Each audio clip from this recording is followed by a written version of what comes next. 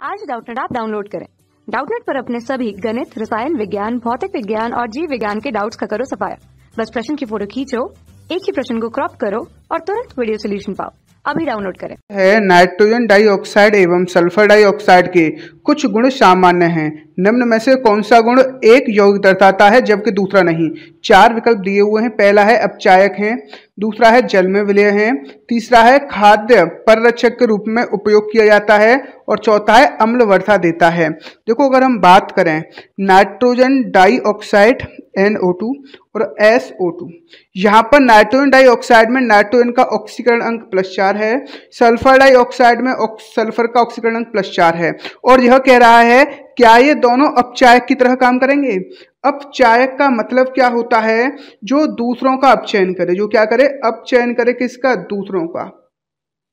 और खुद क्या हो जाए? स्वयं ऑक्सीकृत हो जाए, यानी कि स्वयं का क्या हो जाए? ऑक्सीकरण हो जाए, स्वयं का ऑक्सीकरण हो जाए। और आप जानते हो ये जो आपका नाइट्रोजन होता है वह N+5 यानी कि 5 ऑक्सीडेशन नंबर तक जा सकता है और ऑक्सीकरण अंक को बढ़ा सकता है। ये सल्फर जो है +4 से +6 में आसानी से जा सकता है और अपना ऑक्सीकरण अंक बढ़ा सकता है, इसलिए यह अपचायक के रूप में दोनों उपयुक्त होते हैं।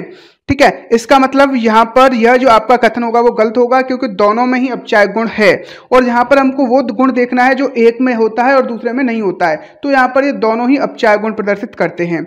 दूसरा विकल्प है जल में विलेय। देखो, अगर हम बात करें SO2 को जब हम पानी के साथ अभिक्रिया कराते हैं तो यह आपका H2SO3 बनाता है, तो इसका मतलब ये भी जल में विलेय होता है। और ये जो आपकी NO2 गैस होती है ये भी आपकी जल में विलेय होती है। NO2 जब पानी के साथ अभिक्रिया करता है तो यह आपका बनाता है HNO2 प्लस HNO3।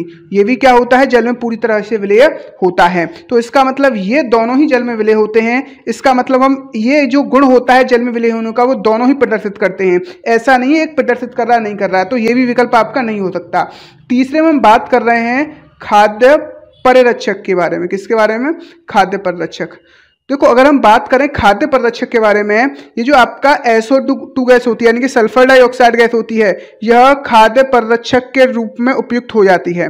खाद्य परिरक्षक के रूप में उपयुक्त होती है, के रूप में प्रयोग में लाई जाती है, रूप में प्रयोग में प्रयुक्त तो होती है। लेकिन अगर हम बात करें NO2 गैस की, किसकी बात करें? NO2 आपका खाद्य परिरक्षक के रूप में प्रयुक्त नहीं होता है, तो यहाँ पर इन दोनों में अंतर आ चुका है। SO2 आपका खाद्य परिरक्षक है और NO2 आपका खाद्य परिरक्षक नहीं है। तो प्रश्न में पूछा है कौन सा गुण है जो दोनों में गुण अलग अलग हैं, यानी कि एक दर्शाता है दूसरा नहीं दर्शाता है। SO2 खाद्य परिरक्षक के गुण को दर्शाता है लेकिन NO2 नहीं दर्शाता है, तो यही जो तीसरा विकल्प है यही हमारा सही उत्तर होगा। लेकिन हम चौथे को भी देखेंगे, अम्ल वर्षा।